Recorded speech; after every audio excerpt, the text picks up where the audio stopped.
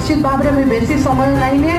बहुत बहुत धन्यवाद। आज एते संख्यार माँ मैंने आज योगदान देथिबा लगी ई सभा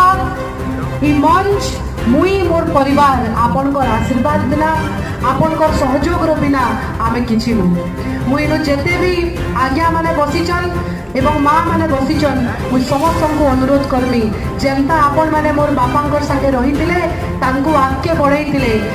आशीर्वाद देते आपणकर झील के भी आशीर्वाद दौन आपणकर हाथ आपणकर जदि आशीर्वाद रहा मत दुनियार कैंसी ताकत झारसुगुड़ा रे वापस विधायक हबारे अटके नहीं पारे। समस्त को आउ थे बहुत बहुत धन्यवाद एवं शहीद करुणा